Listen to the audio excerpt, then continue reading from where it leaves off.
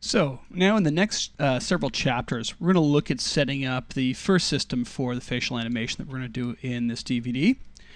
This series of chapters is going to be based on creating a blended morph system. So as we discussed earlier, what this means is there are no specific morph targets for phonemes or facial expressions. So we're not creating a smile or an A sound or an O sound or something of that nature. We're doing generic shapes that are then going to be blended together to be able to create the facial performance. The reason for this is you can actually simplify the UI, and you can also simplify the way the targets are made. The advantage also is that you can get a lot of shapes out of it that you didn't think you could get. If you go for the direct approach and create absolute shapes, a smile is a smile and is very difficult to blend that into something else. Now, the way we'd usually break that up if we were going to do the absolute method, you'd usually do the eyes as one set of targets, and then the lower part of the face is another set of targets. So you'd have targets for the mouth and targets for the eyes. So you could mix them together in that respect. But trying to mix the any two targets in the mouth together could actually cause you problems. Now, the advantage of a system like this, just going with the straight absolute target system, is it really creates less R&D work to get it done. And quite frankly, can actually be the faster system to use, especially in something like a TV commercial.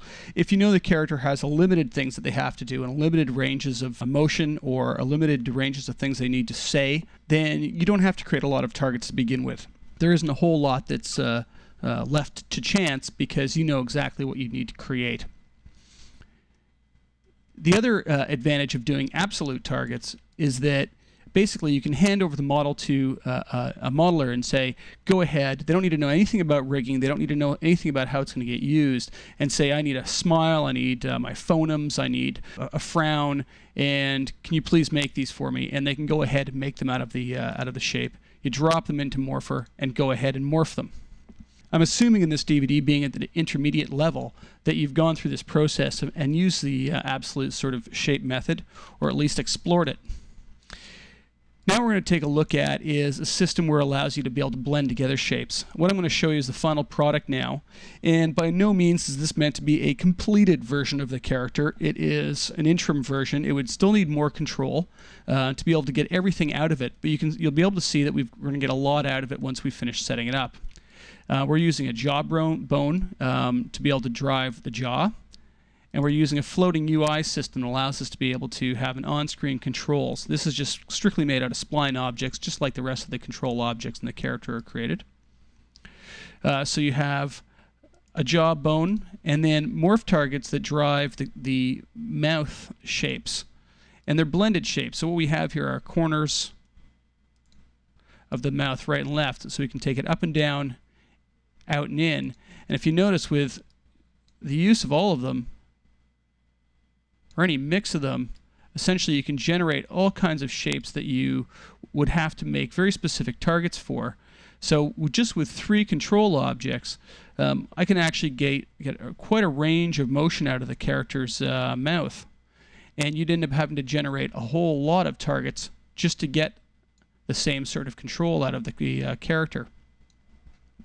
So what it does, it allows you to actually have a lot more reuse out of the targets that you do create if you generate them with a blending in mind, that you're going to blend them together. Again, with the eyes, we've got eyelids. Now we could get further into this and actually have the eyelids be able to curve and shape, which is really what you'd probably want to be able to do. In this case, I've just simply done a basic close. So you can take the eyelids at any point in time and close them. Also, a pupil setup. So we set the eyeball up ready for this, and now here's the actual pupils working. And again, we're going to show you how to set that up. And then eyebrows as well, which are kind of fun to animate with, because they allow you to be able to scrub side to side and get a blending from an angle on the eyebrows. If done correctly, you can actually set your character up in such a way that you can actually grab a handful of controls at once and actually get quite a range of motion and get a lot of poses out of the character just by grabbing a whole bunch of targets and scrolling them all at once, and then be able to tweak them from there. So you can get quite a funny faces going just with that. What I've also done is I've also used the pen attribute holder to set up a pose capture system that allows you to be able to pose capture your poses on the fly during animation as you make poses to say, hey, I want to keep those. And it's actually even a layered approach to it where I can actually go to any given layer of controls, say this layer of controls for the mouth, and just dial in a specific set of the character. So let's get started on building this system, and I'll show you how it all works. To start building the rig for this character, what we're going to do is we're going to start with the jawbone. The jawbone makes it really easy to set up and get nice jaw rotations so that we can get a nice fluid jaw motion. And then we're going to build morph targets on top of that. So part of the control panel rig you saw in the previous section was just driving the rotations of a joint. To handle that, what we're going to do is we're going to start with a bone. We're going to pick the place at which the bone should pivot, which is right up in front of the ear for where your top of your jaw meets the skull. I'm not going to make the bone that large. We'll make it a lot smaller. And we'll set a joint down. And what we want to do is we also want to make sure that this joint is zeroed out. Now again, we can do that with list controllers, but the actual parent space rotations still wouldn't be zeroed out. We want to parent this up to the head joint. The best way to make sure that our rotations are starting at a true 0, 0, 0 value is to actually put in a point helper and align it to the jawbone, and then parent that point helper into the head and the jawbone to the point helper. And that will ensure that things are all lined up the way they're supposed to be and working as you'd expect. What I'm going to do is just make up a point helper in this case, and I'm going to use the align tool and align this in position and orientation to the jawbone. And then I'm going to take the jawbone, link it to the point helper, and the point helper to the head. And now we've actually got a true 0, 0, 0 rotation on this jawbone. We can see that in the motion panel, and you can see value of X, Y, and Z are all currently 0, 0, 0. So that's the first step, because we want everything to be based off that at 0 starting point. And next thing we need to do is we need to actually go in and skin this jawbone up to the skin the head up to the jawbone, and make sure we have a nice deformation going on so that we open the jaw, that the mouth opens very smooth and very flexibly. Now we'll weight the mesh to the jawbone that we've added, and that can be done. Skin modifier, I'm going to use the right click option for add bone so that it adds just the one that I've selected.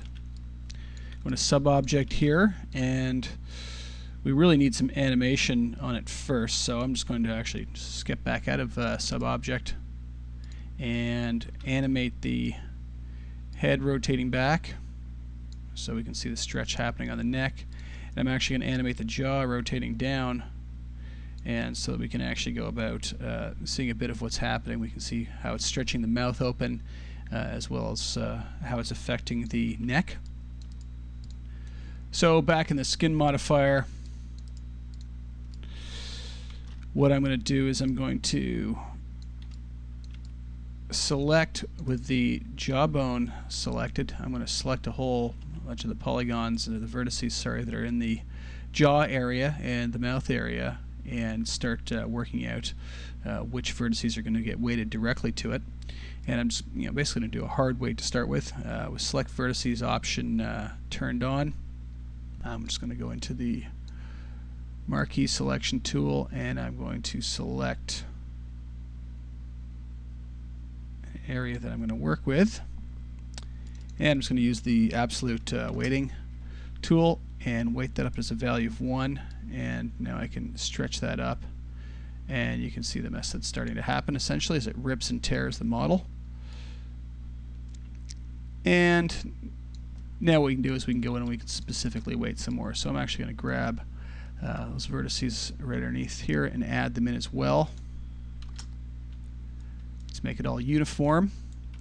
And we can take a look around the mouth area and have a look at what we've actually missed and what we need to weight around the mouth as well. And that gets a little trickier going into the jaw area and making sure all these are weighted down. And I'm looking to have a tearing effect happening at this point, just because it's easier to start with a real hard weighting scenario happening instead of having everything soft weighted to begin with. And then we can use our paint weights to go in and adjust how that weighting is affecting the model.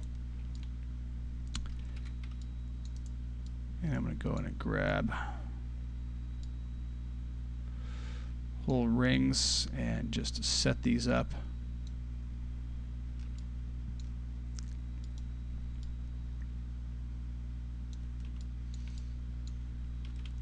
Just quickly to get an average in there, and that's actually looking pretty good as a starting point for the skinning. So the next stage is be able to go in and start softening some of the weights and doing paint blend weights and paint weights to be able to get the rest of the jaw and be able to get the kind of shape out of the mouth we're looking for. The corners of the mouth should be pulled down more with the lower jaw, and it should be stretching the top lip down, and that's what we're looking to get. So painting the weights will just be done with the paint weight tool. I'm going to start with just the regular paint weights. I always like to, in the paint weights, turn it on to update on mouse up, just so that it speeds it up a bit, especially when I'm doing these captures. Using the hotkeys here, so for Control Shift for the size and Alt Shift for the value, and I like to take the value down really low when I'm doing the paint weights. And I'll just paint some weight into these and try and pull the jaw area in a little bit better. And really you need this whole jaw area pulling a fair bit down. You want it to pull the cheeks down, you want it to pull the whole side of the face down. Just like when you open your mouth really wide, you need it to be pulling on everything that's got to pull on. And that's one of the real tricks with facial animation. What you find is some people set up the facial animation that really doesn't move enough of the face. It doesn't have the kind of dynamic control over the skin sliding all over the face that we have in our normal face. And it never looks real. The characters start to look dead and don't really move correctly, and certainly you know, just don't get the nuances in the look of the face that you expect to get in facial animation, especially in a character like this where you've got you know, a big huge jaw and a big facial area, you know, big jowls. You want to get lots of movement, lots of pull when the jaw opens up. So what I'm going to do is I'm going to go around and I'm going to soften up all the jaw area and the neck area, so when the jaw moves it pulls on the neck a little bit and it's softer pull on it. I'm going to weight around the face. I'm going to use my paint blend weights and weight around the face as well, and just basically use all the same techniques that I did in DVD 3 on weighting characters, and then mirror the weights over. What I'll do is I'll go ahead and do that and come back and show you what the end result is. I've now finished doing a bit of the weighting around the mouth, and we seem to be getting a pretty decent opening happening. Get a nice rounded shape, rounded in the corners. Probably could be used a bit more tweaking, but I want to move on with this. You can see also that the teeth and the tongue are being left behind, so what we need to do next is just simply get that parented into the system correctly. The upper teeth are going to get parented into the head bone.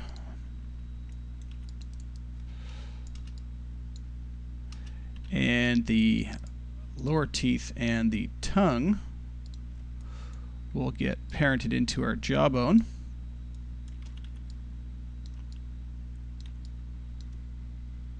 And we should have now them moving nicely. Now immediately you can see one of the errors that's coming up, one of the problems that's arising. When the teeth open, or when the mouth opens, sorry, the teeth end up poking through the upper lip. Now this is our first case of needing corrective shapes to be able to correct some of the issues when using a jawbone.